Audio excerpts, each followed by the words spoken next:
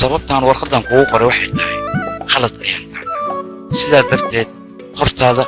waan imaan kari waayay maxaa yeelay waxaan ka baqay inaad ila dagaashid balse wax kasta ahaataba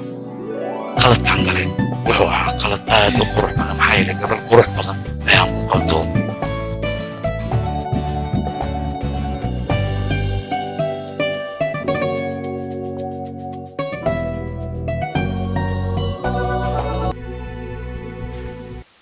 اوكي واتقوا يا ريس سمع ارلي حفيزك اماد دمانتينا هولدينا كعنا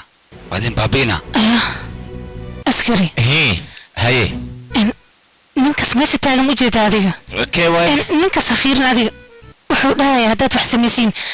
kan jaakal catoota wuxuu dhahay macnaa hawdiina kicinaano saasoo dhahay oo usma dhahay be aniga dhagayga ku maqlaaybo هي واي waxay isku wariyaa kulligiin isku imaada kaalay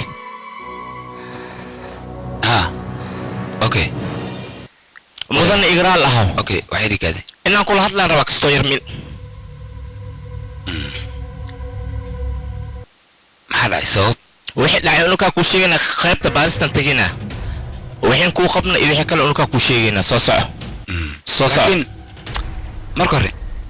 هذا الكبدن جدا نصور عمركينا قال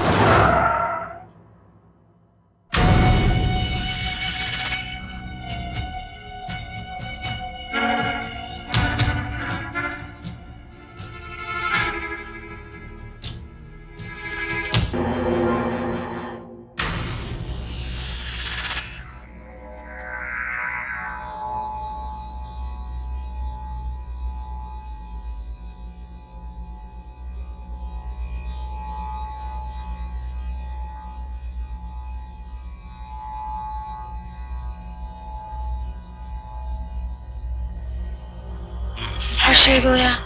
يا اوكي انا ديزاين كان قنعسدا ظروفت كما قنعسدا ديزاين كان كمهلين هلو ها عرزو وانيغا xagee joogta adiga aniga waxaan joogaa sartiga ee la dumirabe sarta la dumiraba ka tarabiga ay kaasna hadda ay dumirabaan sidee loo duminayaa sartaas yaa qeyn la dumiyo macquul ma aha adiga ka soo gaaro ku sugaysaa waan ku sugayaa idhe waa ku sugaysaa iska sax adiga